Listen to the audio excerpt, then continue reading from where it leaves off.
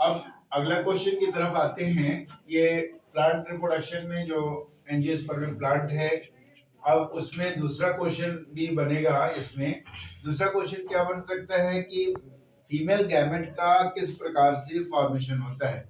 2 number के question आते हैं कि फीमेल गैमेट का फॉर्मेशन कैसे होता है, इसके निर्माण की प्रक्रिया को देखिए।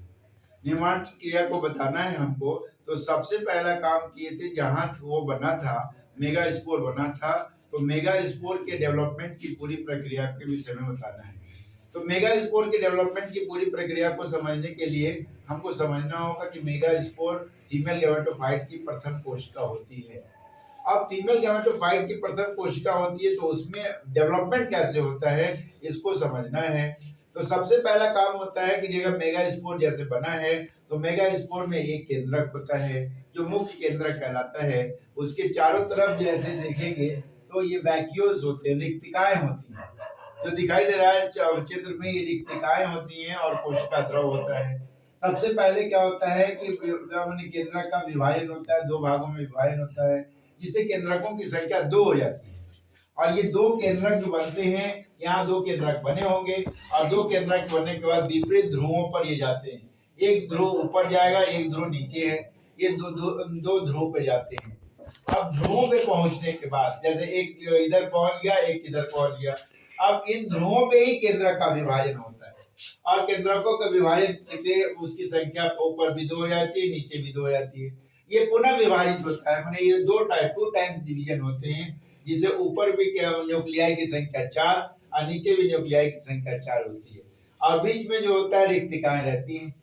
अब क्या होता है कि अगली प्रक्रिया में क्या होता है कि केंद्रक जो होते हैं, इसमें केंद्रक जो होते हैं, जो न्यूक्लियाई रहते हैं, वो विपरीत ध्रुवों पर जाने लगते हैं, माने विपरीत तरफ वो माइग्रेट करने लगते हैं, उसके मूवमेंट होते हैं।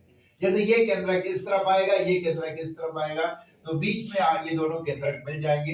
दोनों केंद्रक मिलने का मतलब है कि मतलब ये फ्यूज हो जाएंगे और इसलिए इसको कहेंगे पोलर न्यूक्लियाई। इधर और ऊपर जो होता है तीनों केंद्रक है, नीचे तीनों केंद्रक हैं। अब केंद्रक कोशिका में परिवर्तित होंगे और ये कोशिका में परिवर्तित होंगे तो ऊपर जो हमने देखा कि तीन सेल थे, इसे एंटीपोडल सेल कहते हैं। इसका कोई फंक्शन नहीं होता, बाद में ये नष्ट हो जाते हैं। लेकिन ये उसके बाद ये जो केंद्रक होता है, जो दोनों केंद्रकों पे मिलने से बना, ये द्वितीय केंद्रक कहलाता है, सेकेंडरी न्यूक्लियस कहते हैं इसको। और नीचे वाले जो सेल बनते हैं, एक सेल जो होता है काफी मैच्योर सेल होता है, जिसे हम एक सेल कहते हैं, और 2 सेल जो होते हैं उसे हेल्पिंग सेल कहते हैं या सिनर्जिड सेल कहते हैं, जो इसको खाना पहुंचाता है। अब यदि हम बार बार ओव्यूल की चीजों को बता रहे थे, तो ओव्यूल की चीजों को लेकर के जो एम्ब्रियो सैक के अंदर है, तो ये यहाँ से पॉलन ट्यूब प्रवेश करेगा।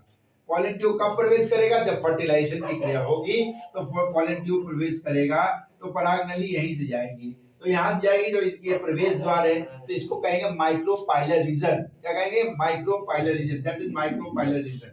और इसी से प्रवेश करेगा और यहाँ पहुंचेगा, तो ये बीच वाला जो है, ये बीच वाला भाग जो है, यही एक सेल है, मुख्य फीमेल गैमेट जिसको कहते हैं, और ये सपोर्टिंग सेल है। दूसरा ये वाला बीच वाला पोर्शन है, ये सेकेंडरी न्यूक्लियस होता है, और ये क्या हुआ, ये 3 एंटीपोडल सेल होते हैं। तो इस प्रकार हम देखते हैं कि जिस प्रकार से एक माइक्रोस्पोर से 2 मेल गैमेट बनते थे, उसी प्रकार फीमेल गैमेट भी इसमें 2 रूप में आए हैं। एक मेल फीमेल गैमेट है और दूसरा सेकेंडरी न्यूक्लियस है। तो इस प्रकार से ये माने फीमेल गैमेट का निर्माण हो जाएगा और यहीं पर ये माने आंसर समाप्त हो जाएगा।